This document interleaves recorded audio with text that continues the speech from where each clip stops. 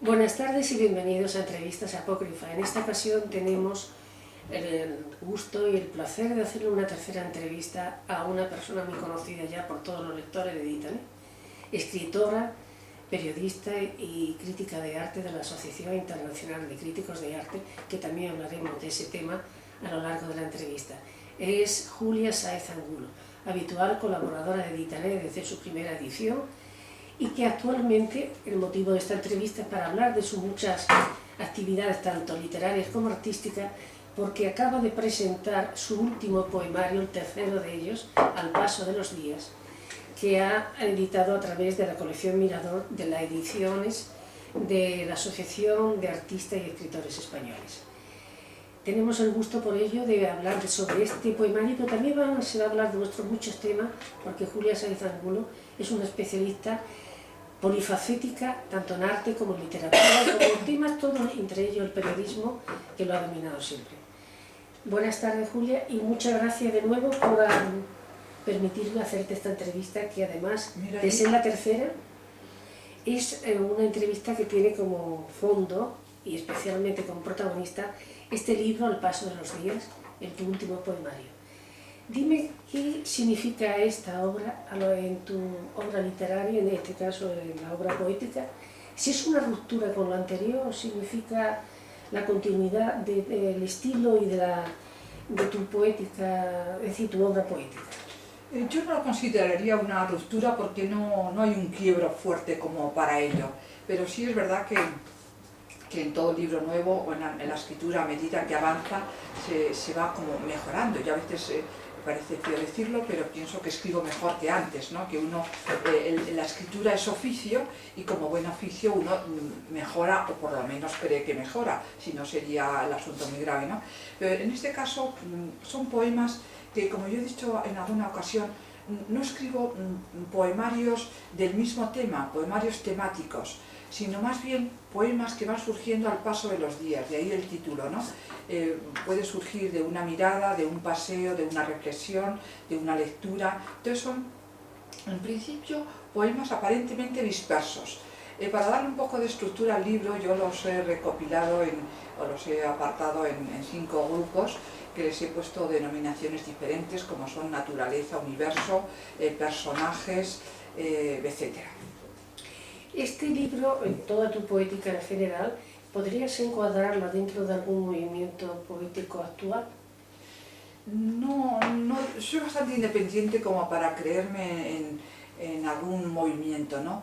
Lo que sí puedo pensar puedo decir al menos que es una poesía del pensamiento, no es una poesía del sentimiento o emociones personales. No me interesa, quizá por la altura de la vida en la que estoy, ¿no? La poesía tanto amorosa, sino la poesía de pensamiento profundo, de cuestiones casi filosóficas, de los porqués de las cosas, y al mismo tiempo pues una aceptación de la vida que pasa y que va sucediendo, ¿no? O sea, tú también haces tuya la afirmación de Helio, que decía que en la poesía no sabía que hablar el poeta de sus sentimientos, sino solamente evocarlo en los lectores. Yo creo que cuando la poesía es demasiado egótica, a mí me resulta un tanto aburrida, ¿no? Efectivamente, yo creo que hay que proyectarla como algo más genérico y como algo para la humanidad, aunque pueda sonar grandilocuente, por lo menos que los temas nos afecten a todos. Eso es importante, hablar en un sentido genérico. En este libro, en este nuevo poemario, hablas de muchos temas, como tú has dicho, en 5 apartados diferentes. El primero de ellos precisamente lleva como título Universo, Naturaleza, sí, porque está dedicado precisamente quizá a todo aquello que está relacionado justamente con lo que es la naturaleza y sus muchas manifestaciones. ¿Te consideras que la naturaleza para ti es una fuente de inspiración? Sí lo es, porque nosotros mismos somos naturaleza, ¿no? Y la naturaleza siempre regenera, es un poco como volver a la tierra, al origen, a lo que vamos a volver en definitiva. Creo que el libro, si no recuerdo mal, abre con un poema en el que habla del jardín y dice: es el trozo de planeta que me tocó como heredad. Efectivamente, tocar la tierra, tocar el jardín en el sentido de suelo directo con el planeta, me parece que es una emoción hermosa y me provocó este poema, ¿no? La naturaleza es muy importante para los artistas plásticos, que estoy cerca de ellos también, para lavarse un poco cuando uno está metido en abstracciones o en temas sucesivos de lo más de lo mismo. El artista tiene que volver a la naturaleza porque lava la mente, busca la forma que dio el creador, y las formas en la naturaleza realmente son infinitas, sean las formas orgánicas digamos, de la flora o sea las formas geométricas que dan los minerales. En la naturaleza está todo y es algo asombroso. ¿Piensas como que el ser humano, en definitiva, es un elemento más de un proceso de cambio y evolución del universo, como han defendido tantos poetas, entre ellos la premio Nobel polaca de 1996? Szymborska, la polaca, efectivamente. Es una mujer muy interesante. Yo la veo quizá un poco desgarrada a veces y descreída más, con lo cual no conecto siempre con ella, pero es una mujer muy interesante en sus reflexiones. Lógicamente, el poeta escribe a partir de su propia vivencia, de sus propios antecedentes, del background que dicen los ingleses, ¿no? Que es un poco sus referencias personales y culturales. El hombre, desde luego, para mí es algo más positivo que la visión que tiene Szymborska, no sé si lo pronuncio bien o no. Es una evolución con arreglo a la cosmogonía cristiana y con arreglo al Génesis, es un poco casi la culminación de la creación, ¿no? Y realmente, aunque somos razón, y es muy importante la razón para los seres humanos y para los intelectuales, desde luego, pienso también que la humildad del hombre ante el misterio es necesaria, porque hay tantísimas cosas que pese a la razón no llegamos y no alcanzamos, que aceptar el misterio es una forma inteligente de estar en la vida y en la existencia. Ella precisamente también renunció a sus dos primeras obras, que eran de tipo socialista e historicista, como propio de la época en que ella vivió con la invasión, tanto primero nazi y después con la dominación rusa de su país. Pero también consideras, por otra parte, que la plasticidad en la poesía, aparte del lenguaje que se utiliza con un trasfondo poético, es importante, tú que eres también especialista y crítica de arte, no solamente lo que se dice, sino cómo se dice. Sí, claro que lo es, porque la poesía es ritmo, es musicalidad, es sonoridad, lo cual no quiere decir que tenga que ser sonajero. No hay cosa más terrible que el poema o la prosa sonajero, que se ha denunciado en la crítica literaria. No tiene que ser honesta y profunda, pero lleva consigo una serie de ritmos y de musicalidad que no se puede renunciar a ella, ni siquiera en los poemas que no son de una métrica determinada, de la métrica clásica, sea soneto o quintillas o verso alejandrino. Puede ser el verso libre, el verso blanco, pero tiene que tener la belleza y la sonoridad de unos ritmos, y las palabras tienen que ir encabalgadas o unidas de una manera especial, porque la significación del poema va a tener mucho que ver con ese encabalgamiento de las palabras. El segundo apartado de este poemario lo dedicas, se llama Lugares. Para ti la cuestión sitio físico también, el mapa físico te encuadra y te sirve para construir un mapa mental. Sí, desde luego. Las dos coordenadas del hombre son el espacio y el tiempo. No es lo mismo vivir en el siglo XVII que vivir hoy. Y no es lo mismo estar aquí y estar en Madrid que estar en Málaga, como he estado en unas vacaciones de Semana Santa, o estar en Larache, donde voy a viajar pronto, ¿no? Los lugares tienen una atmósfera y un aroma muy especial. El mismo escritor argentino Jorge Luis Borges viajaba mucho y era cuando estaba ciego, y decía que para él viajar le gustaba porque se percibía los aromas de los lugares, percibía la sonoridad de las gentes, la sonoridad de la lengua, la sonoridad de las calles. Son distintas en cada lugar, ¿no? Y eso para el escritor es muy enriquecedor. Hay un dicho clásico que dice algo así: lo importante es navegar, no vivir. Entonces yo creo que el navegar, que es un poco lo de el camino, la trayectoria vital en definitiva, ¿no? Ir repostando en distintos puertos realmente enriquece, y es bueno salir porque si no uno no ve el mismo lugar en el que está viviendo. A veces yo escribo muy bien en los hoteles porque me desconecta de mi hábitat habitual, donde pesa la domesticidad, donde pesa el teléfono, y un lugar diferente motiva de distinta manera. Por eso Fernando Pessoa quizás decía: no vemos lo que vemos, vemos lo que somos. Sí, Pessoa es un gran poeta, sí, al que cito precisamente en personajes.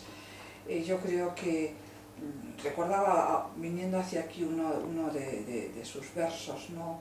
Él hablaba, no sé si lo voy a ser capaz de repetirlo bien, ¿no? Pero decía: no soy nada, sé que no soy nada, pero todas las ilusiones del mundo las tengo conmigo. Esa es la idea, no es literal ni mucho menos, seguro que la musicalidad es mucho mejor, pero Pessoa es un gran referente, y su libro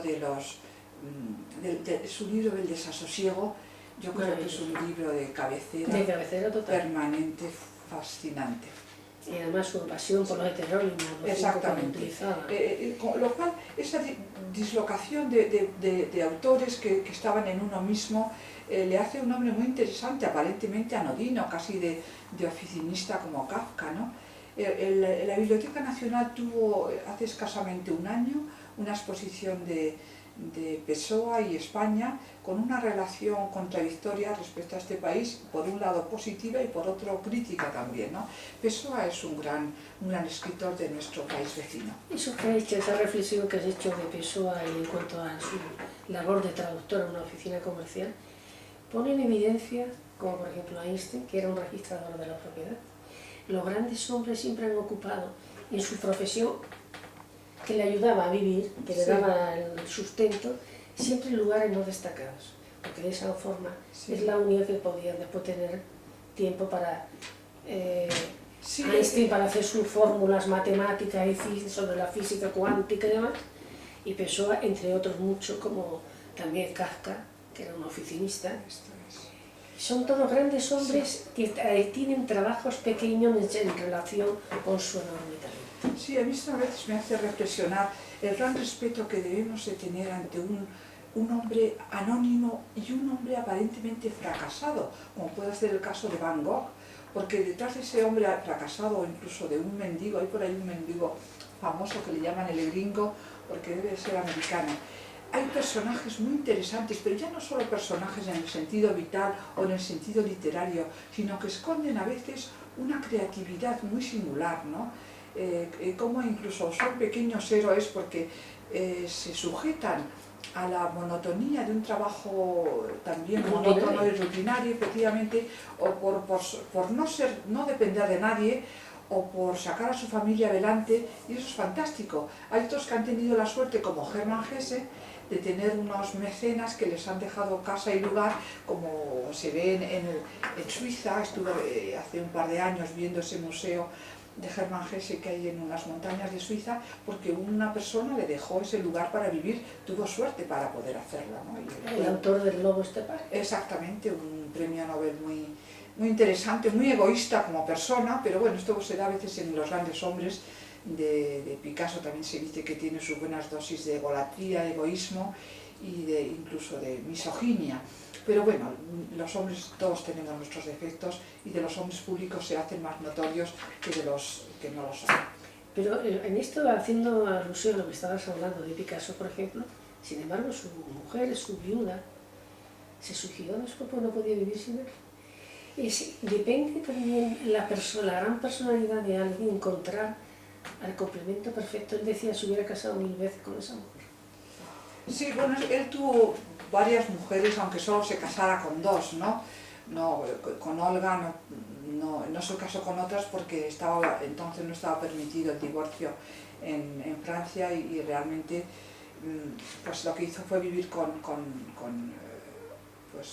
distintas mujeres, desde Dora Maar hasta Jacqueline, fue la última. Bueno, en cualquier caso se le suicidaron 2. porque Pero no había sido por malos tratos, decía. la dejó Marie-Thérèse Voltaire, que era una muchacha joven de 17 años que se le entregó, con el que tuvo una hija Maya, que es la más española de todas, una gran mujer, y realmente Picasso la dejó y la abandonó, entonces se sintió herida. Hay que decir una cosa a favor de Picasso, procuraba sostenerlas económicamente. Yo creo que él era consciente de su nuevo capricho, de su nueva elección, y bueno, pues les mantenía, o sea que en ese sentido no fue tacaño como algunas veces se ha dicho, en absoluto. Pero Jacqueline también, que fue la última, Jacqueline Roch, yo creo que era un tanto inestable, y yo no sé si fue porque no podía vivir con Picasso. Sí, es un pueblito, no podía vivir sin un pueblito. Ajá. Sí, sí, Pues, eso es lo que digo. Para terminar con este apartado dedicado a lugares, sí. para ti, por lo que has comentado anteriormente, le das mucha importancia, es decir, que no el lugar define también la vivencia en él. Y una misma vivencia tenida en otro lugar distinto no es igual. Le da una nota especial, un acento, un matiz distinto. Bueno, fuera de lo habitual parece que uno vive otra vida, otra libertad diferente, no porque viva constreñido en el propio lugar, ¿no? Pero sí permite una mirada más fresca y renovada. Yo creo que sí, que aunque uno sea el mismo, lo mismo que cambian nuestras moléculas, pues también cambia a veces la oxigenación de las mismas. Y la percepción de lo que vivimos. Esto es, sí. El tercer apartado se llama reflexiones, que ya por su nombre indica que son reflexiones que hace sobre determinados asuntos.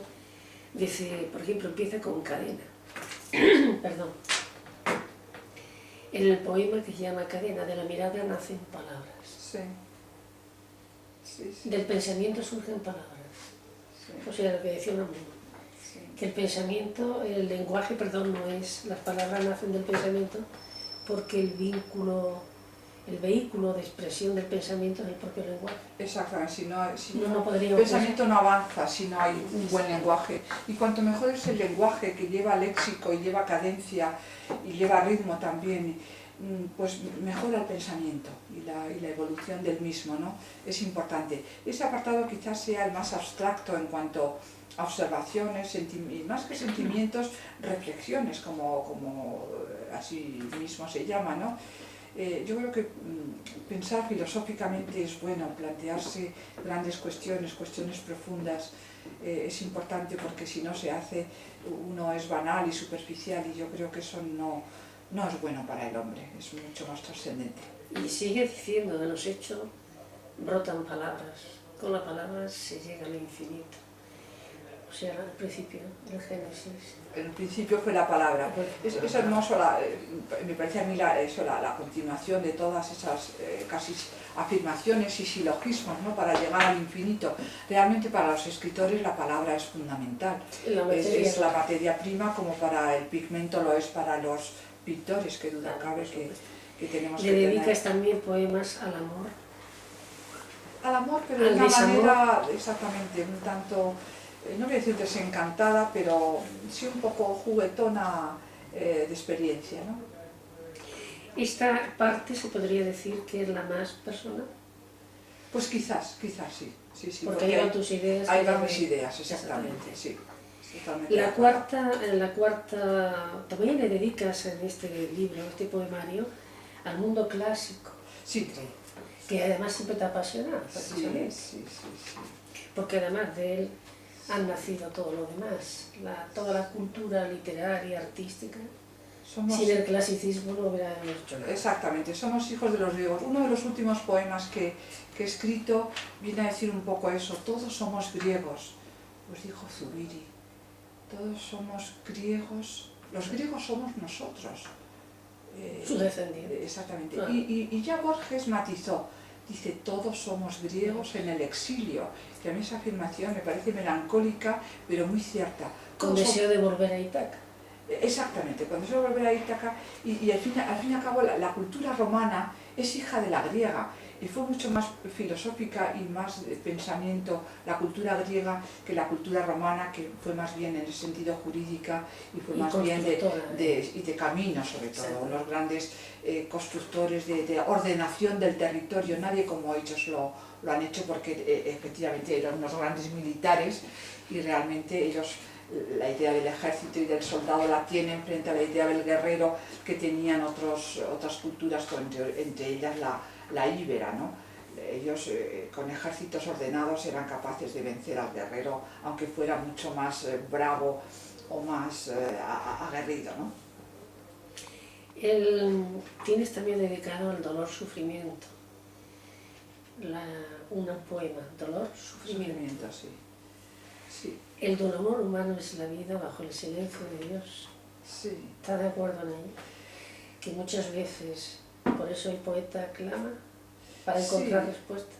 Es que el dolor y el sufrimiento cuando se vive o cuando se contempla da lo mismo, es una de las grandes preguntas del hombre.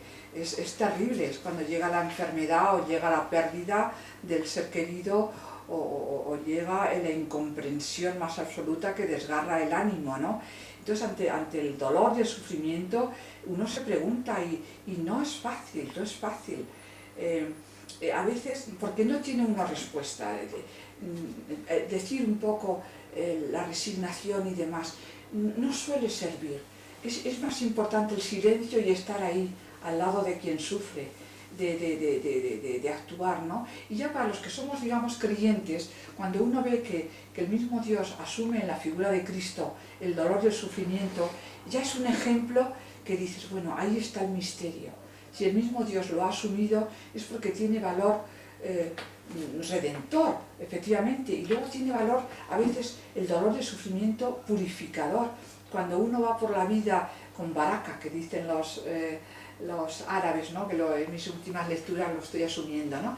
Con suerte, y parece que todo va bien y de repente llega el palo vital. Y el palo vital, además, donde más duele, que a veces es más que en la herradura, pues en lo ajeno, cercano, como puede ser un hijo, por ejemplo, pues automáticamente uno se pregunta, esto es tremendo, y le hace ponerse en su sitio, y le hace ganar en humildad y en comprensión hacia los otros hombres. El dolor y el sufrimiento a veces nos pone en nuestro sitio de sabernos limitados y saber que la suerte no nos tiene por qué acompañar, porque además la suerte es casi banal, el éxito o el fracaso es indiferente, nos lo han dicho los sabios, también los clásicos, porque son impostores, tanto uno como otro. Hay que dejar pasar la vida, ¿no? Es el pantarrey de los griegos, todo fluye, todo pasa. Y sabemos el final, además. Por supuesto, y además una de las cosas que tiene el sufrimiento es que la persona, desde luego, también tiene un problema o añadido, que en algunos casos me decía una persona que había sufrido mucho y con motivo, además, por motivos físicos, había tenido verdaderos problemas desde niña. Si el sufrimiento no se digiere, no se asimile, se puede uno convertir en una mala bestia. Ah, claro. Esa es como una especie de yunque, prueba, sí, para donde la persona se manifiesta. Es una buena metáfora, es como un yunque donde uno se reafirma para un lado o para otro, sí, es la elección del bien o del mal, diría yo, ¿no? O de la asunción calmada y pacífica y bueno, y el ir tirando a veces también con humor y con ironía porque el misterio está ahí, o sea, por mucho razonamiento que le pongamos a la vida, el misterio se nos va a presentar siempre. Somos un misterio. Es que somos un misterio. Sí. Si no podemos explicarlo tampoco. Esto es. Y somos ingenuos cuando hablamos de la diosa razón, que es fundamental, el pensamiento razonado, inductivo, reductivo o deductivo, pues están ahí, pero después hay muros en los que ya llega el misterio, ¿no? Y es bueno en ese caso dejarse llevar, dejarse como envolver por una esperanza. La esperanza es una gran virtud que nos ayuda a seguir adelante. Por supuesto. La esperanza, la vida sin esperanza es terrible. Por eso, terrible, sí. Muchas veces, hablando precisamente del sufrimiento y también del papel redentor que tiene, sí. No se imagina uno nada más triste que la vida de un ateo. Sí, yo creo que ateos estrictos no existen. Hay más bien los agnósticos, ¿no? Que dicen, bueno, yo es que no lo puedo ver. No lo puedo explicar. Su negación de la existencia de Dios. Yo considero que es verdaderamente, debe ser sentirse un poco en un desierto, sin sentido y sin posible salida. Porque la muerte no era nada. Sí, efectivamente, pero fíjate, no nos vamos a poner teológicos, pues estamos poéticos, pero poesía, como hemos dicho, un poco reflexiva, ¿no? Ya en tiempos de Cristo había saduceos que creían en la resurrección digamos, de las almas, del cuerpo y luego de las almas, ¿no? En el más allá. Y los fariseos, perdón, los fariseos, Cristo era de la rama de los fariseos, aunque les reprochaba después su hipocresía, pero él era fariseo porque creía en el más allá, es decir, en que el hombre tenía una proyección más allá como lo tienen las culturas desde Atapuerca. Y sin embargo los saduceos lo negaban, creían en la existencia de Dios, pero creían que el hombre se acababa cuando el último hálito de su vida dejaba el cuerpo inerte, ¿no? Y sin embargo convivían, creían que Dios favorecía al hombre, pero mientras vivía después nada más, ¿no? La verdad es que el hombre llega hasta donde puede llegar y bueno, en estos casos es que no cabe otra cosa que abandonarse en la misericordia de Dios y si lo creemos mejor ante el misterio, porque es que no hay otra. Por supuesto, pero ese misterio le da un valor a la vida. Yo creo que sí. Que si no hubiera misterio, la vida también sería de cierta forma. Sería pautada, eso es. Un robot, totalmente. De cuarta sección hablas de personajes como, por ejemplo, le llaman al primer poema Bicho Raro. Ah, sí. Sí. Este es un juego que me gustó hacerlo precisamente por la belleza de las palabras que a veces te atraen, ¿no? Entonces, pues voy diciendo cómo me gustan las sílfides, hadas, sí. Los unicornios, todos esos personajes de la mitología que son bichos raros y que yo en un juego también de visión digo que algunos se perdieron por la inoperancia impericia de Noé. Algunos, efectivamente, como los dinosaurios, se perdieron también con esa apertura de las tierras, ¿no? y demás, esa explicación que se nos da. La mía, desde luego, no ha sido muy científica, pero sirve para explicarme. Entonces, todos esos bichos raros que se han perdido a lo largo de la creación, mitológicos por un lado, y otros también, pues efectivamente son los bichos raros son los que me gustan, porque son muy literarios, ¿no? Porque además tiene ese toque de diferente, de singular. Claro. Ahí es donde entra el arte por medio. Y además hemos sido casi alimentados con esos mitos, ¿no? de las hadas, las brujas y demás, que no dejan de ser más que los dragones. Por ejemplo, los mapas, cuando se ponía encontrarás dragones, quiere decir que se ponían dragones en las fronteras en que ya eran desconocidas o inhóspitas. Pues el dragón es maravilloso, ¿no? Hay aquí un poema que me llama mucho la atención, Requiem de Mozart por el Greco, en la Catedral de Toledo. Sí, estaba pensando, quizá tendría que haber puesto de Mozart en la Catedral de Toledo más claro el título. He pensado cuando venía hacia aquí que repasaba el libro, ¿no? Con motivo del año del Greco, el 2014, se hizo un concierto final entre los varios conciertos que hubo, que era el Requiem de Mozart. Y claro, en esa catedral tan magnificente como es la de Toledo, con la idea del Greco a un lado, que tiene esos grecos tan soberbios, la sacristía y la catedral de Toledo, y la idea de Mozart con esa música tan sublime, estaba también la reina doña Sofía presidiendo ese concierto, que hago un juego ahí también con la idea de la reina dentro de un país tan duro y áspero como España, que a ella le ha tocado en cierto modo vivir, ¿no? Bueno, pues es todo un juego de lo sublime a lo cotidiano, que no sé si he acertado, pero me gusta. Pero que muchas veces va unido. Sí, por supuesto. Porque la vida no solamente es lineal en la realidad, sino que entran muchos factores de por medio. Le dedicas también otro poema a Teresa de Jesús. Ah, sí. Hija de Ávila, nada, que estamos en el... Este año, precisamente, el centenario es de Santa Teresa de Jesús. La verdad es que es una gran escritora castellana, soberbia, ¿no? Ahora, antes de venir aquí, he hecho un escrito para una exposición que va a haber en Ávila de Santa Teresa y la naturaleza. Y empezaba diciendo esa frase suya, porque es que no tiene desperdicio Santa Teresa, pero esa que dice, de tristezas y melancolías no las quiero en casa mía. Es que es tan hermosa Santa Teresa, ¿no? Bueno, iba la monja diciéndole la hermana que se dedicaba a la despensa, que no tenía madre, no teníamos una patata, ni un huevo, nada para comer, nada, pero nada. Y decía, hermana, Dios no quiere santos tristes.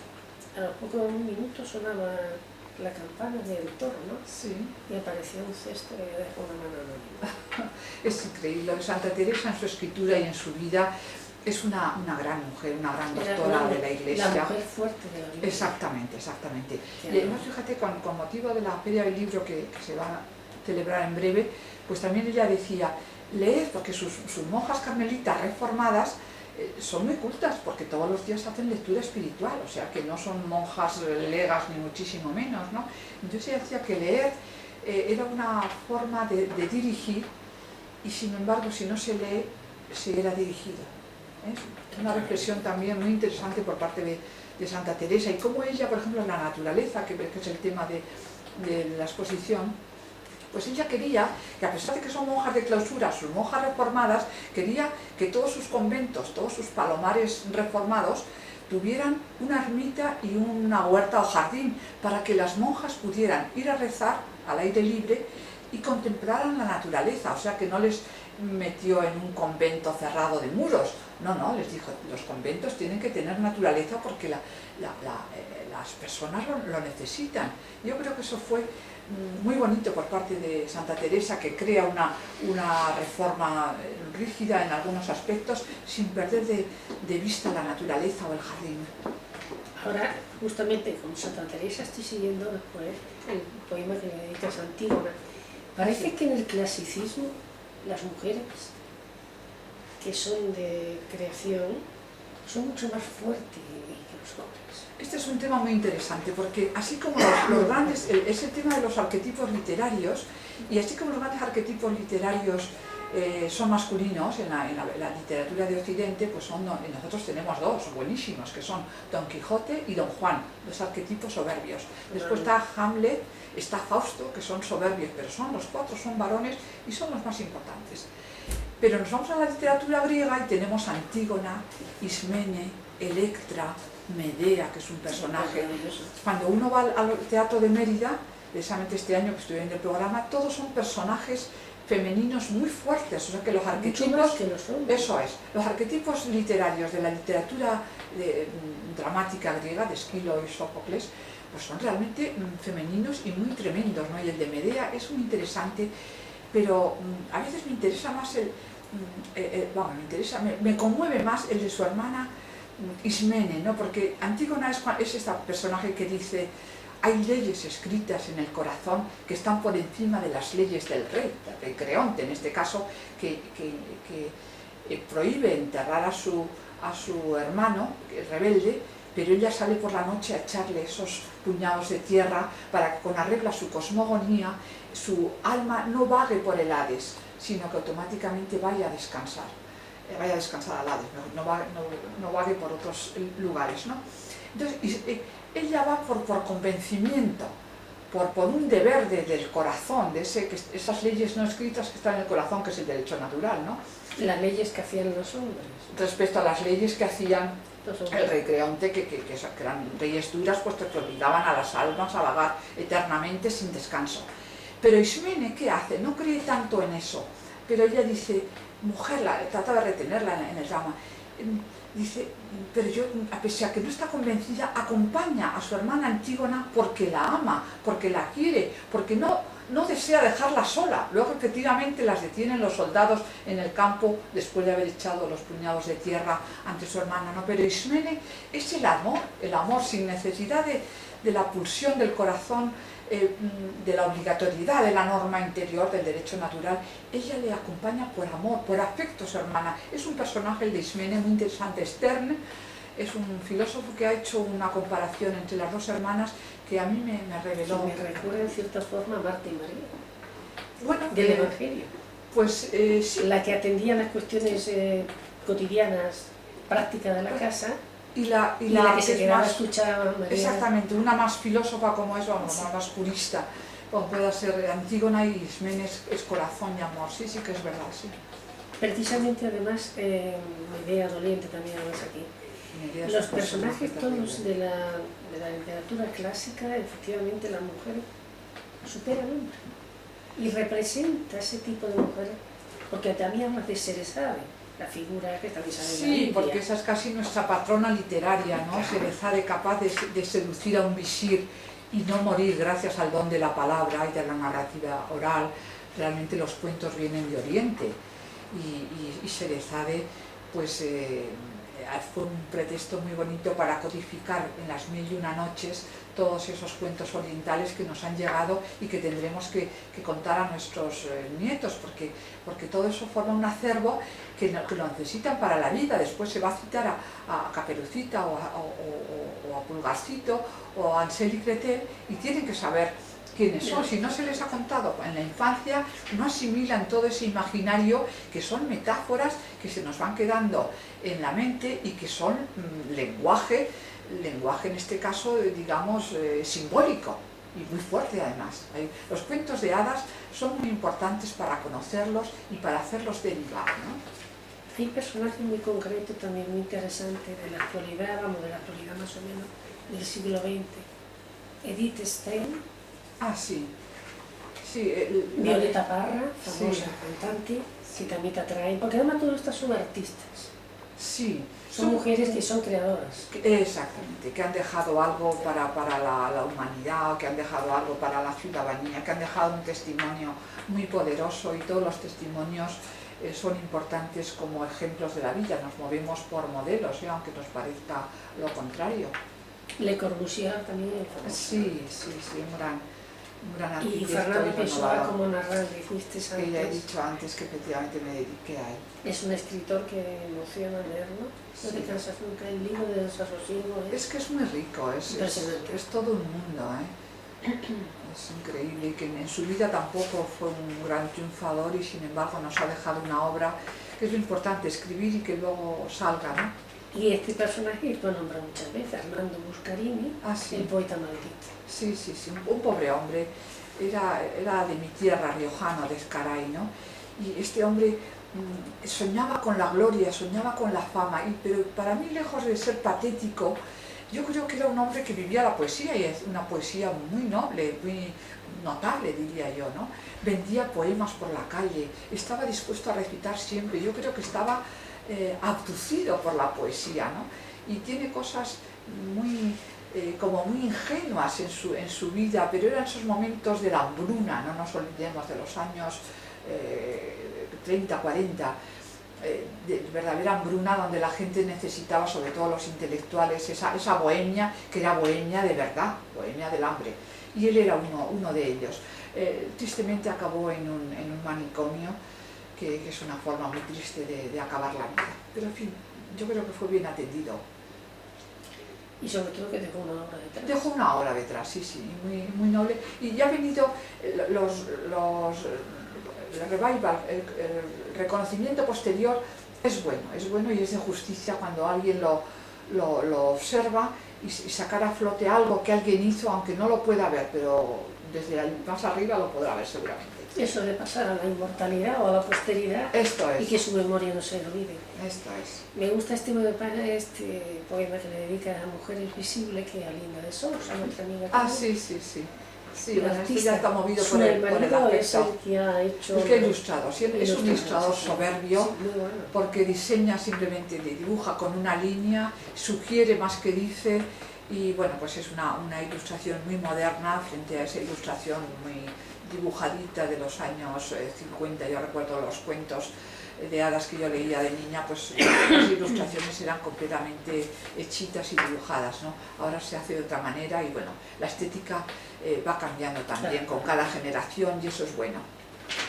Este derecho a equivocarse.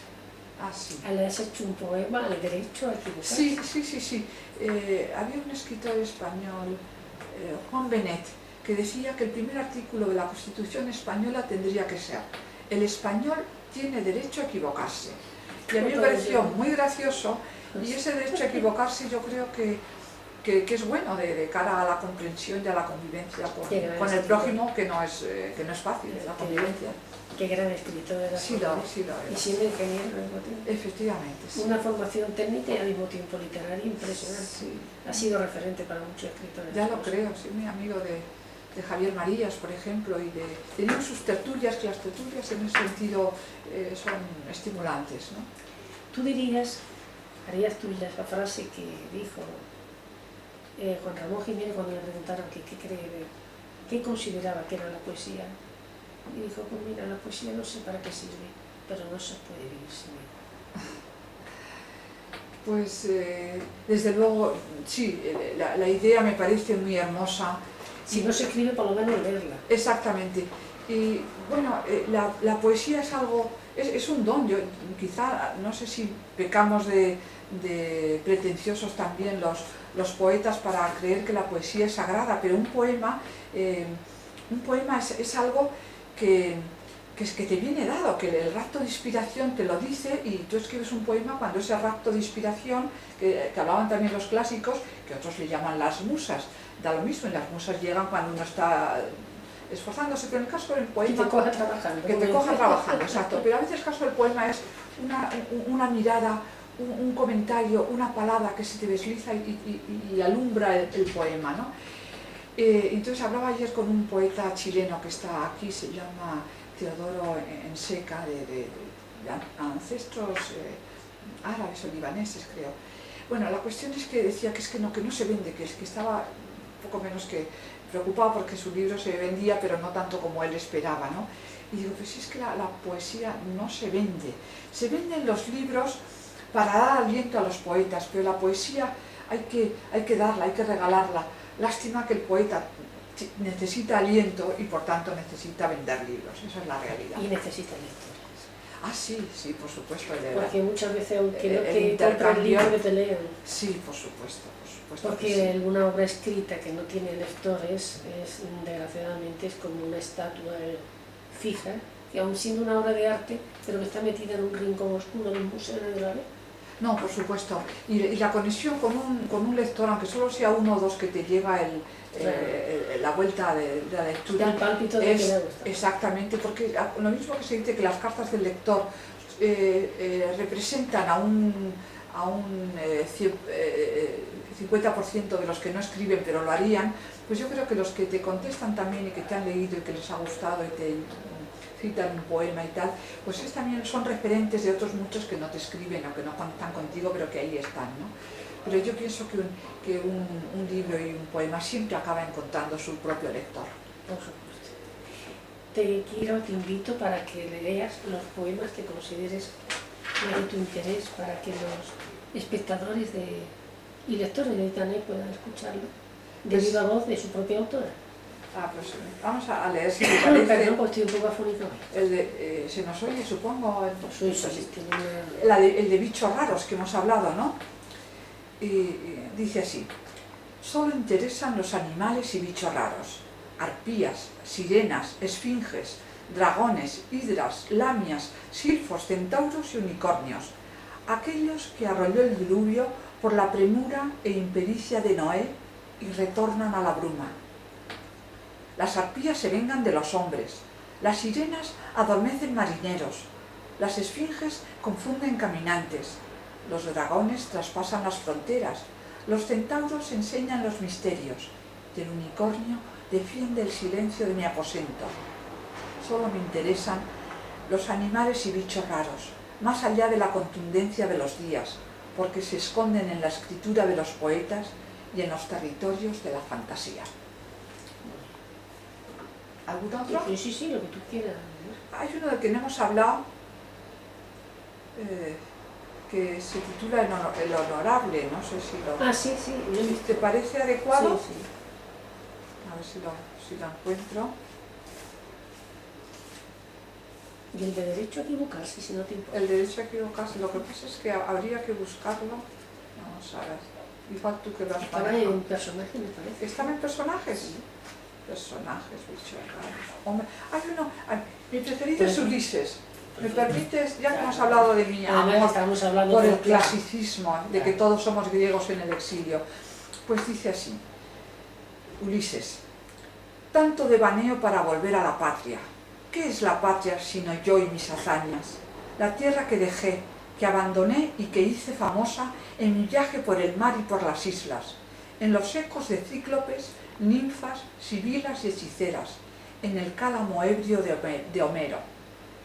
Ítaca, la patria que nombré una y mil veces durante días dorados de sol abrasador, noches de azul estrellado y cuevas de torvos murciélagos durante jornadas extenuantes por el mar de color vino y oleajes rompedores de la nave.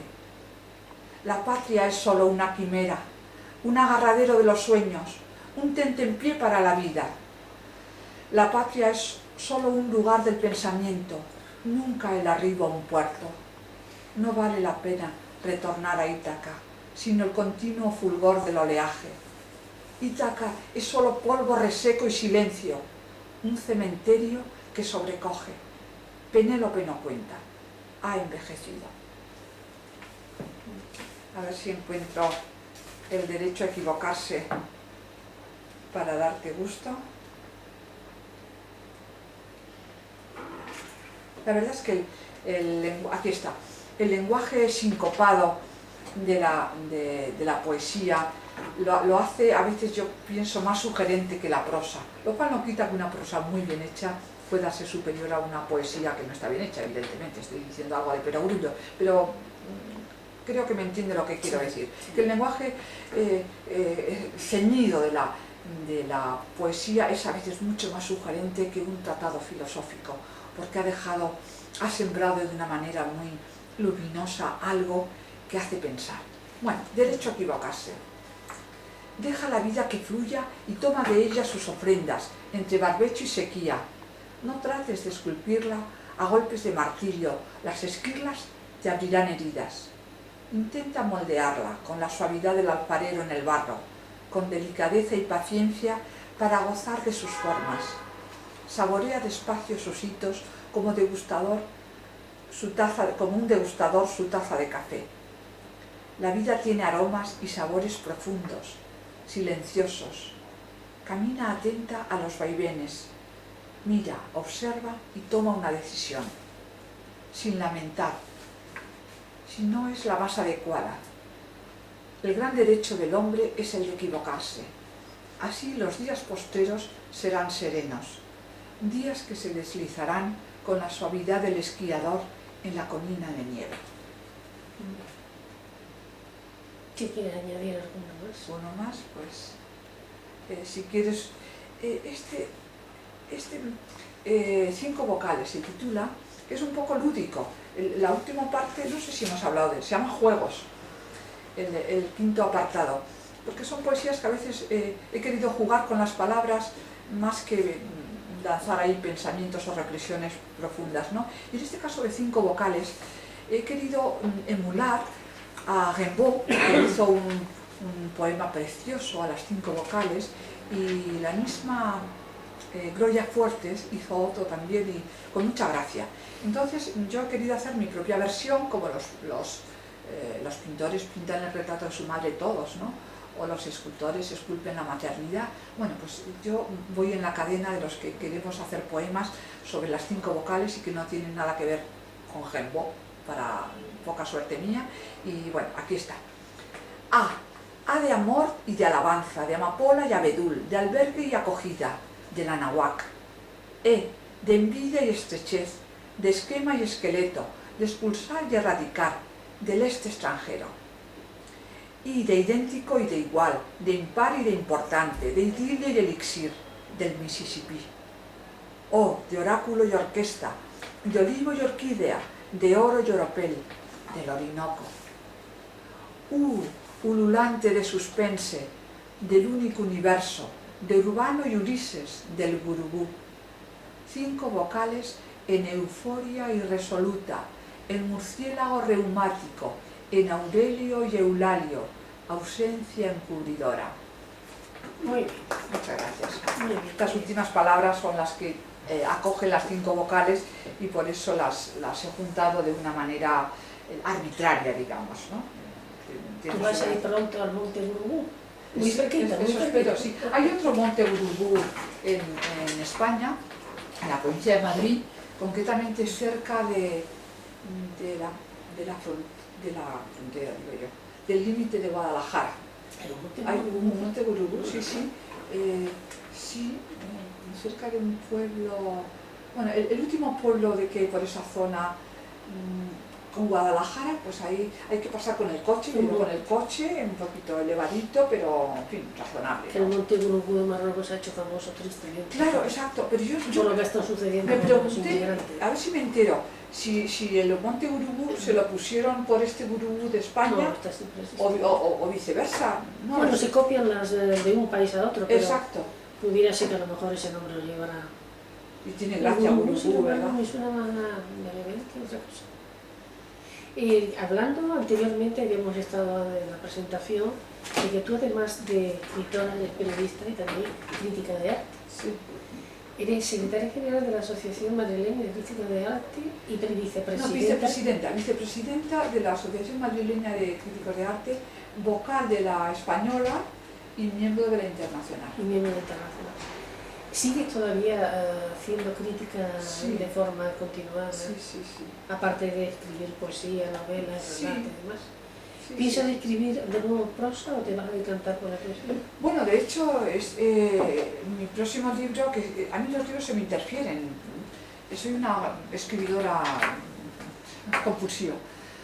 Y tengo un libro que se titula Encuentros con Dulcinea y son microrelatos con un personaje que es de La Mancha. Un personaje, no voy a decir que es lúdico, pero es una mujer que habla con mucho desparpajo y mucho desgarro de su vida manchega. No es una mujer rústica, es una mujer que vive en Madrid, pero contempla La Mancha desde Madrid y estoy muy ilusionada porque son microrelatos que están, en ese caso sí que no son dispersos como puede ser el libro de poemas, sino que es un mismo personaje el que habla. Y estoy muy ilusionada con este libro, Encuentros con Dulcinea. ¿Sí? ¿Qué pasó con ese proyecto que tenía de escribir relatos sobre un convento? Sobre un monasterio. Pues mira, se me quedaron aparcados. Creo que tengo como 30, con lo cual con 30 no puedo. Pero a veces sabes que una escritura te devora otra. Sí, sí. Y en este caso Dulcinea, siglo XXI, me devoró al de lo retomaré, porque estaba yo entonces también muy ilusionada, soy persona de entusiasmo. Yo creo que es bueno el entusiasmo para escribir, porque si no yo no podría hacerlo, ¿no? Es que si no disfrutas haciendo lo que realmente te gusta y la vocación, por eso poco se podría nunca he entendido lo de la página en blanco. Quizá porque no he tenido que vivir de la escritura. La angustia del escritor ante la página en blanco, que la citan muchos escritores, luego es real. Tú tampoco la conoces, ¿no? Yo creo que se debe a aquellos que solo escriben y nada más que escriben, con lo cual necesitan escribir o morir, ¿no? Pues le han dicho, escribe un libro. Sí. Previo, los libros Claro. que se hacen ahora por encargo. Pues quizás, no sé. De siempre ha sido. Tú te has dado cuenta que ahora todos los periodistas y presentadores de televisión, todos, escriben, Porque pero que no bueno, escriben. no sé Es cómo que no decirte, escriben. algunos sí que escriben bien, porque fíjate que para mí la escritura es un oficio. Julia, pero es que no, eso solo no. Algunos que son solo locutores no escriben, se los hace un negro. Les de acuerdo. pagan para la Pero publicidad. Salva muchas empresas. Ya, de crisis, no, de- claro, son populares y venden más, eso está claro. La feria del libro a veces resulta un poco patética o triste cuando solamente suenan los televisivos, ¿no? Pero yo pienso que si son periodistas, escriben. Lo cual no quiere decir que todos los periodistas vayan a escribir luego géneros literarios, pero a mí y a ti, si te van y se escribe un artículo, una crónica, es un género distinto que una entrevista, o que una noticia, o que un relato, o que un poema. Entonces, la escritura es todo. Por eso decir, yo soy poeta o yo soy novelista, está bien y es correcto y no tengo nada contra ello. Pero a mí me parece que lo más comprensivo y lo más acertado es decir, soy escritora y encima abarco más géneros que otros. Entonces, Lo que pasa es que después ya sabes que muchos escritores se decantan muy bien por la poesía y solamente escriben poesía, y a lo mejor algunos tratados sobre poesía y otros se decantan por la narrativa. evidentemente es como Encontrar por la propia voz, el propio estilo, lo encuentras y te sientes más cómodo. Yo escribí muchísima poesía y gané varios premios universitarios, pero dije, a partir de cierto momento me decanté por la prosa. Claro, efectivamente si uno se decanta está bien, pero a lo mejor un día te vuelve y te lleva te vas llevando por otro camino y ahora me encuentro sí. muy a gusto escribiendo artículos, críticas, Claro. por ahí novelas, sobre todo. Es curioso, Ana, porque yo sin embargo al contrario, yo he escrito novelas, 6 novelas, y ahora creo que me sentiría incapaz de hacer una novela porque me da pereza ese largo aliento que decía Ana María Matute que se necesita. Es que tienes que estar con el mismo nota musical para hacerla coherente. Me va mejor el relato y el microrrelato. Empecé con él y yo creo que soy narradora de relatos más que narradora de novela. No tengo ninguna intención de hacer una novela, pero nunca se sabe, tampoco se puede decir de esta agua no beberé, ¿no? ¿Cuáles son tus proyectos a corto plazo? ¿De tipo literario y de tipo como crítica de arte y tal? ¿Que das conferencias, vas a sitios? ¿Estuviste en Monterrey? Estuve en Monterrey, sí, allí di una conferencia sobre nacimiento, muerte y resurrección de la pintura, que resultó muy bien, y además estar en México, que había estado cuando era veinteañera, imagínate, me he encontrado con otro México distinto y fue una experiencia buena. A mí las conferencias o las ponencias me ponen un poquito más nerviosa, no son mi preferido porque me exigen, me producen más tensión más que nerviosa, producen más tensión.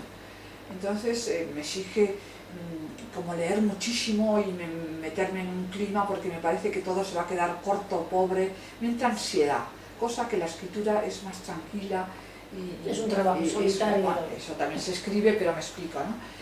Entonces, bueno, pues de momento tengo esta conferencia en Larache, espero que no me lleguen más conferencias, pero si me llegan soy incapaz de decir que no.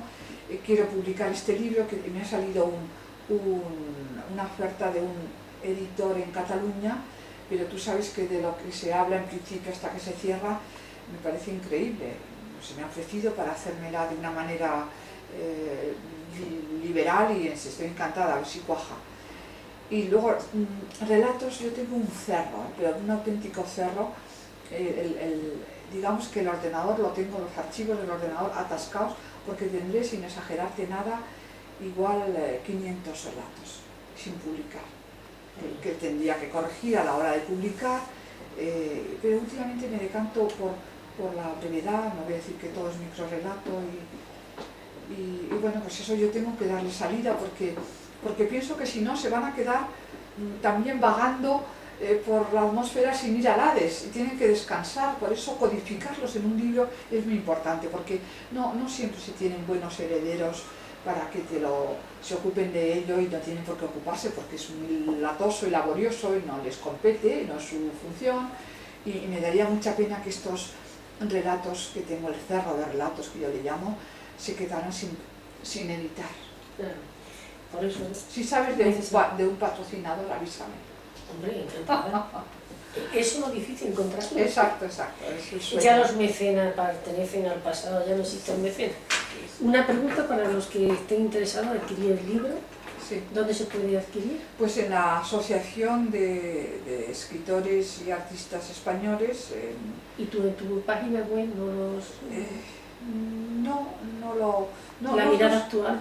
Bueno, mi página web, por supuesto, ahí ha salido la información de ello, pero vamos, yo no lo comercializo porque no sabría hacerlo, ¿no? Es la asociación que se encarga de ello, lo cual es un tanto difícil, puesto que no tiene un horario muy concreto, no es una librería, quiero decir, no tienen distribución. Yo quise hacer, por amor a la asociación, una edición con ellos, pero no tienen distribución. Los libros de poesía tienen mala distribución, esa es la verdad. Cuando uno va al Corte Inglés, y es unos grandes almacenes que yo los admiro porque son españoles y lo han hecho muy bien, pero a la poesía no le dan un rincón oscuro, como diría Becker, y eso no le honra al Corte Inglés. Tiene que sacar a flote, hasta el punto de que con estos poetas que he estado estos días con motivo de la llegada del poeta chileno que he mencionado, de Teodoro Enseca y Manuel Quiroga y otros varios, y Sergio Macías, etc. Bueno, pues hemos comentado de hacer el fin de semana o la semana de la poesía, porque esa idea de que la poesía no se vende, efectivamente la poesía no se vende, pero los libros de poesía sí, porque hay que darles un poquito de Pero se concienciación. venden mucho menos que los libros. Claro, pero si hacemos quizá el 21 de marzo, que es el Día de la Primavera, es el Día Internacional de la Poesía, pues en torno a ese día tendríamos que hacer lo mismo que se hacen las noches blancas del teatro, las noches de los museos y demás, pues también hacer una noche, un día de la poesía en el que salgan solamente los poetas a la calle, solamente los tenderetes de libros de poemas a la calle, para dar salida a estos libros que se venden muy poco, evidentemente, y que son joyas. Y una pregunta, que si el último día de la Internacional de la Poesía ha pasado hace escasamente un mes. Exactamente, el 21 de Y marzo una de la fecha poesía. para unir lo que se hiciera. Claro, pues sería bueno para salir a la calle solamente con libros de poemas, porque para regalar poesía, pero vender libros. Sí. Esa es mi idea. Es lo que hablábamos en este grupo, Es ¿no? que desgraciadamente, además, las editoriales tradicionales hay muchas y muy importantes que se niegan a publicar poesía, porque Poesía, saben, nada, que no es da igual rentable. quién sea el autor, que no se vende. Lo que pasa Poca es que- gente lee poesía, solamente los grandes lectores y los apasionados por el arte, por la literatura, son los lectores, pero que son los mismos. En fin, a mí hablar un poquito de la situación negativa no me gusta, porque parece que, como cuando se decía, los teatros Está están en vacíos, no crisis. llega y tal, pues no. Vamos a buscar con lo positivo, hacer esa jornada de poesía de solo los poetas a la calle y casi salir como Buscariti, con poemas escritos a mano y vender un folio con un poema manuscrito, ¿no? Sería gracioso, simpático y se puede, bien organizado, puede salir bien, ¿no? Vamos a ver si la idea gesta... Y en la tertulia también podréis hacer nada. También tengo que decir una cosa, yo creo que la poesía hay que dosificarla, porque a mí me horrorizan los poetas pelmazos. No. Esos que hacen recitales larguísimos, pues es que no. Tiene que ser poco y breve. Nada, pero periódica, perdón, que tengo una... Periódica sí, hacemos, concretamente el mes de marzo, en la tertulia ilustrada, que como sabes coordino, tengo reservado el mes de marzo a la poesía, que hacemos un recital, pero siempre haciendo partícipes a los demás, aunque no sean poetas, que lean. Y realmente este año resultó muy bien, hubo personas que llevaron poemas preciosos. Uno de ellos, no recuerdo ahora el autor, de un irlandés, que es un poema que se recita y se canta en los grandes sepelios de hombres famosos. Un poema bellísimo y gente que lo recita muy bien, que no hace falta declamar, sino... No, recitar no es declamar. Exactamente. Un buen rapsoda. Precisamente se va a hacer una grabación para Editanés ya a partir de ahora, con un actor que está especializado en poesía, para hacer grabaciones de los poemas, de los poetas que salen en cada ciclo de grandes poetas españoles contemporáneos. Que vamos ahora, estamos entrando en ya terminado ya la generación del 35 y empezamos con la generación del 40. Ah, qué bien, o sea, vamos a Que hacerlo empieza cronológicamente, claro, etcétera. sí. Y entonces, además de ofrecer la información, se ofrece en la página web de cada poeta con su selección de poemas y demás, se va a ofrecer el vídeo con la grabación. Vamos a recitar tanto este autor como yo. Qué bien, pues en nombre de los poetas, ¿no? Poesía va a ser. Pues sí. En nombre de los poetas, pues mil gracias. A ver cuándo leemos los tuyos. Ay, otra vez. Y que, ay, Julia, Claro. ¿sabes que no? ¿Por qué no? Es que me negué por una serie de circunstancias, son las que ves, ¿verdad? He ganado varios concursos literarios de poesía universitaria. ¿Pero qué Me viene encantó. ese pudor? Por unas cosas que no quiero contar, fue un cambio de rumbo. A mí me ha traído siempre también mucho la narrativa y empecé con la poesía, Ay, yo lo como hace la mayoría. maravillosamente bien la narrativa, pero... Muchas gracias, pero la poesía, además ya sabes que la siento, me encanta y la he recitado de todos los poetas.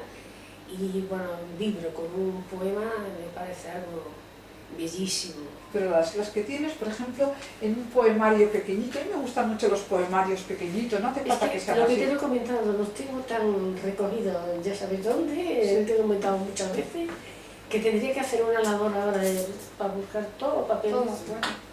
Y estoy demasiado ocupada y además, es que es como decir, he cerrado a lo mejor vuelvo algún día, pero hoy por hoy no. Me estoy dedicando más, me estoy No, yo no pretendo que escribas, sino forzar que escribas, digamos, no tiene sentido, ¿no? Pero los que tenías, ponerlos en un cuadernito, en un opúsculo, sería interesante. como no me veo después seguir con la continuidad de la poesía, es de estas cosas que dice, la dejo ahí y me olvido de ella. Y tengo poesía, entre ellas una muy emocionante, aparte de personalmente para mí, dedicada a la muerte de mi madre, que esta la tengo grabada sonoramente. A ver si la veo. Sí. No, no me da. La hice, pero vamos. Además es curioso, yo en internet he publicado mucha poesía.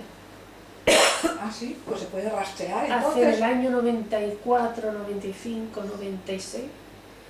Y era poesía que hacía sobre el momento y tenía mucho éxito entre la gente. Colaboraba en algunos lugares que me quiero nombrar en el cielo por dar publicidad a estos. Eran periódicos y me podíamos escribir y ahí dije mucha poesía de la que había escrito y otra nueva. Pero a partir de cierto momento dije, o me dedico, porque además ya son muchas cosas y tengo muchos libros escribiendo, este año mejor se publican dos. Qué bueno, qué maravilla, qué maravilla. Y fíjate, para finales, yo creo que para octubre, septiembre, octubre sale. ¿Los dos? Así de que narrativa los dos, ¿no? De narrativa. Es que a veces uno se impacienta cuando no salen las cosas, no salen las publicaciones, quiero decir, porque editar es más complicado que escribir, al menos para mi caso, ¿no? Y me alegro mucho que saliera todo Y esto. espero que la cosa se vaya bien, porque además estoy muy ilusionada, la novela que estoy escribiendo. Temas diversos. Sí, una de estas novelas tiene además temas que tocan también parte histórica del siglo XX, la Segunda Guerra Mundial, el periodo nazi, todo esto, y es una novela sobre la identidad, la búsqueda de la propia identidad, por parte de la protagonista. Qué interesante, el tema de la Que identidad además siempre le hablé a el maestro, qué dolor. que él era un experto en temas Superidad. políticos y demás, estuvimos hablando precisamente porque había datos y le interesaba, decir, tengo una ganas de leer la novela porque le interesaba por el tema que iba a tratar y todas las cuestiones que estaba documentándome, que tengo que estar haciendo una buena documentación, Hay que porque salen documentarse, personajes reales que existieron en la realidad. y los mezclas Y con mezcla ficción, con personajes de ficción. ficción, pasa que sus personajes, toda una vida tan sumamente artistas, personas muy conocidas en su momento, entre ellos Prokofiev, famoso músico, que se casó con una española. Interesante, sí. Pues están todos estos temas, tienes que documentarlo y esto me lleva tiempo. Y encima, como estoy haciendo otras cosas también, ya sabes. Y mezclas, efectivamente. Yo es que voy con la novela aquí. ¿Eh? Una novela. Ya, caminas con ella, ¿no? Sí. ¿Mezclas los personajes históricos con los reales o simplemente son telón de fondo? Telón de fondo. Para que a Porque veces no me gusta mezclar. tratar, inventar. Esa es la buena, esto es, la buena novela histórica, Respeto es la que respeta lo histórico Por supuesto. con lo de la ficción. Es que Y la se novela no percibe. es histórica, es una novela actual en la que se hace referencia, por una serie de circunstancias, a personajes reales que existen, que se pueden comprobar, fechas, datos, lo que se cuenta. Claro. Pero, como referencia, lo que no me gusta es coger un personaje histórico, y muchas veces lo he comentado esto, por eso, cuando quiero leer historia, leo historia, pero no leo una novela histórica, por ejemplo, de los Reyes Católicos, vamos a poner por caso, y que nos diga que Cristóbal Colón y la reina Isabel tuvieron una fe, para darle más. Claro, Entonces claro. llega un momento que personas que no tienen una formación histórica muy fuerte, Te van a dicen, eso la verdad. Eso es contaminante, además. Se queda con la idea de que lo que está contando es cierto o no, pero la duda existe. Eso Hay que tendría estar respetar al hasta personaje prohibido. histórico. Eso es, sí. Y lo que está comprobado y demostrado que hizo, pues se puede hablar, porque están los libros de historia que están documentados. Pero si no, solamente una referencia Esto es, a cuando esto tal es. personaje tal hizo, pasó por este sitio, pero no meter personajes de ficción, teniendo conversaciones y actuaciones con otros que son reales, porque el que está leyendo y dice, ¿esto que dicen aquí de este personaje realmente fue verdad? ¿O esto es una invención? Eso es deformar la historia. Pues la Segunda Guerra Mundial es un tema muy atractivo para lectores. Me comentaba el director de la revista Historia y Vida, debo recordar, proyectos de revistas de historia del mercado español, y me decía lo que más se vende, lo que más se lee porque atrae, los temas de la Segunda Guerra Mundial. Qué Y curioso. además los campos de concentración. Bueno, es que eso es Estoy haciendo tremendo. una investigación sobre ese tema y me está dejando alucinada porque de verdad la realidad, desgraciadamente, es tan atroz que muchas veces tienes que... Dices, esto es ficción, no es ficción, es historia. que existió con nombres reales, y con el llegado. famoso holocausto, que ahora Sí. hay una moda, una tendencia en ciertos países a negarlo, lo cual me parece también que ya de por sí se está destrozando la historia, no solamente en España, sino en otros países. La historia la están destrozando entre unos y otros los partidos políticos, que quieren decir que esto no era así, que no fue de esta manera, y le quieren dar la vuelta a la tortilla. Bueno, es que es una manipulación de la historia Es que brutal. llega un momento que los chicos... Ahora, en Francia se ha caído, en mi opinión, en un exceso, porque vamos, quiero decir que el que niegue el holocausto o el que niegue el genocidio armenio, sencillamente es un ignorante. Total. Punto. Entonces, es que no merece atención. Ahora, que los parlamentos, como ha hecho el francés, llegue a legislar que es delito negar el holocausto y delito negar el genocidio armenio, me parece que también que un parlamento no está para condenar a la libertad de... No, ya no expresión, la libertad de ignorancia, no sé. Lo que pasa es que yo creo que en Francia hay una mala conciencia de respecto al judío y por esa razón hay cosas que nosotros aquí no tenemos, está la expulsión, pero ha pasado demasiados siglos para empezar y no es tan reciente ni tan fresca y no, sobre todo, pues no es... La delación fue la gran vergüenza francesa durante la Segunda Guerra Mundial, porque cuando uno se pone a estudiar la resistencia francesa, uno ve que el 20% que todo el mundo había sido resistente, cuando la realidad es que ese tema se ha estudiado también, ¿no? El 20% eran resistentes, el 20%, el 10% de la resistencia, el otro 10% colaboró, como dicen ellos, colaboracionistas, y el 80% iban con quien les diera el salchichón. Totalmente, de acuerdo. O sea, es que es así. Es que Francia tiene ahí una mala conciencia, pues que son menos guerra civilistas que nosotros y no se lo arrojan a la cabeza, sobre todo porque un 80% es mucho, ¿no? El chauvinismo que no tiene nada más, ellos no van a reconocer sus defectos ante la comunidad internacional. Hombre, mira, cuando vinieron los canadienses al desembarco de Normandía, el aniversario redondo que hicieron, no querían saber nada de la población normanda, porque es que les cerraban las puertas, es que les era una cosa tremenda. Claro, Normandía también estaba en el sentido más cerca de Alemania y había... En fin, es muy complejo y realmente lo peor de la guerra, que es las contiendas bélicas son muy sangrientas, pero los estigmas que deja son también muy prolongados. Y el problema de lo que vamos a antes de lo que se está haciendo con la historia, que se está falsificando, se está falseando, el gran problema es que todo pueblo, esa frase tan conocida, que ignora su historia, termina por repetirla. El Baepictis es tremendo. Claro que eso por un lado, y además, fíjate, es un fenómeno que yo voy a hablar en el tema mío de patrimonio cultural como fuente de identidad hablo de la damnatio memoriae, que es la condena de la memoria, de la que los romanos eran verdaderamente maestros, eran unos canallas con toda su civilización maravillosa que la tienen, nadie lo duda, pero ellos cuando llegaban a un pueblo lo arrasaban por completo para que no quedara memoria, con la expresión bien clara, la damnatio memoriae, que solo practican los pueblos desde tiempo inmemorial. En muchos casos mataban a los bebés para que no tuvieran la memoria, ¿no? Pero eso eran algunos momentos del Imperio Romano, porque también hacían otras leyes que tú no sabes, que era favorecer el matrimonio de romanos con mujeres oriundas de esa zona. Sí. Y respetar la religión de ese país, que eso era muy inteligente. Pero una vez que se sometían a la ciudadanía, por supuesto. Bueno, pero esto no sucedió hasta el 212 con Caracalla, que le dio la ciudadanía a todos los habitantes del Imperio Romano.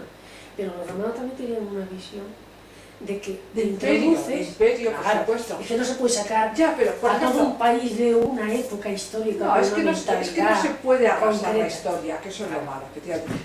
Me refiero a los etruscos, que era un pueblo interesantísimo, y a los tarquinios. Es que los laminaban. claro. Cartago, de Lenda es Cartago, y les echaba sal. Vamos, era tremendo. Entonces, se ha practicado mucho en todos los países la condena de la memoria del enemigo. Porque de una forma, la otredad es lo que se combate, lo que es otro. Exactamente. Y claro, proviniendo de unos países de unos siglos muy anteriores, con unas mentalidades Por ejemplo, ¿tú te imaginas al emperador Nerón o Caracalla en esta época? Sería imposible, a veces estaba así. Ha habido un Hitler, ¿eh? Bueno, ha habido un Hitler, pero fíjate cómo terminó el tema. Eso enseñó también a la historia, desgraciadamente, a la humanidad, que cuando se lleva un loco al poder, las consecuencias son trágicas para todos los millones de personas que caen bajo su imperio.